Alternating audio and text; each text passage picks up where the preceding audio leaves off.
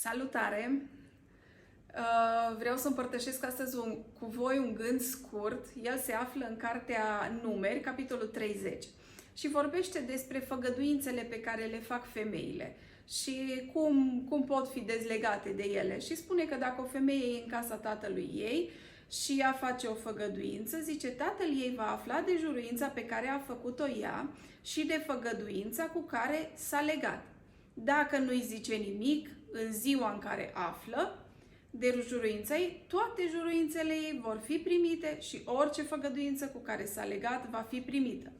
Dar dacă tatăl ei nu-i dă voie, în ziua când ia cunoștință de juruința ei, toate juruințele ei și toate făgăduințele cu care s-ar fi legat nu vor avea nicio tărie. La fel zice după aceea când femeia este în casa soțului ei, la fel, el când află, spune, dacă bărbatul ei nu le primește, în ziua când află de ele, orice juruință și orice făgăduință ieșite de pe buzele ei nu vor mai avea niciun preț. Bărbatul ei nu le-a primit și Domnul o va ierta. Bărbatul ei poate întări și bărbatul ei poate desfința. Vă dați seama ce putere au cuvintele astea? Ce putere are ceea ce spune Dumnezeu? Noi putem să facem niște afirmații care prin faptul că sunt primite sau nu sunt primite, să le rupă puterea. Acum, desigur, noi ne aflăm într-un alt legământ. Avem și noi, ca și femei, o anumită autoritate. Categoric, peste noi, ca și autoritate, rămân soții noștri în casele noastre. Dar avem o autoritate, de exemplu, peste copii. Și ceea ce rostim ca și mame, poate, în cazul în care nu veghem, să creeze niște legături care să meargă peste ani.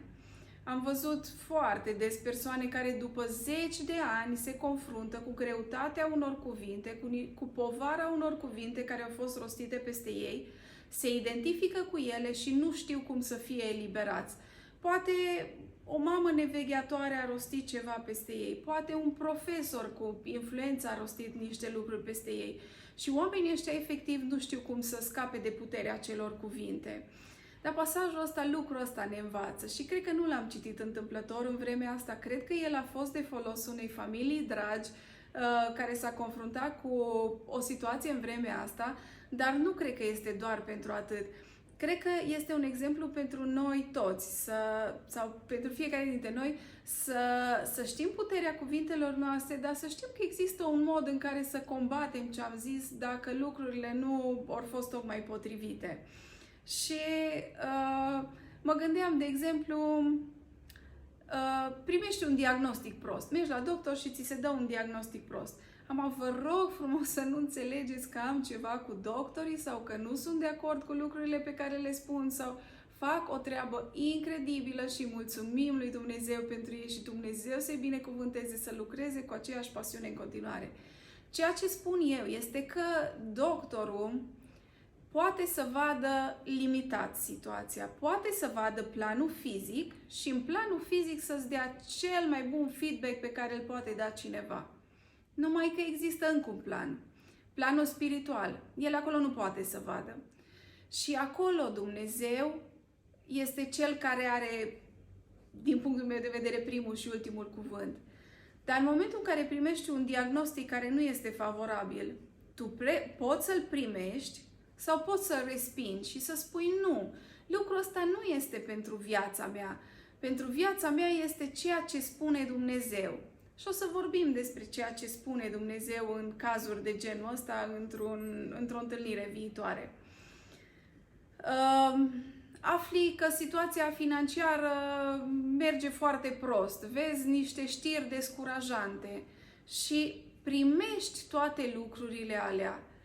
În momentul în care Duhul lui Dumnezeu îți aduce aminte, tu poți să rupi puterea acelor gânduri, tu poți să rupi puterea acelor cuvinte. Dacă ai zis, de exemplu, anul ăsta nu o să meargă nimic bine, uite, m-am văzut la știri că lucrurile alea merg prost, că celelalte se întâmplă așa și așa.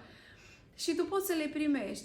Dar în momentul în care Duhul lui Dumnezeu îți descoperă lucrurile astea, în momentul ăla rupe-le puterea.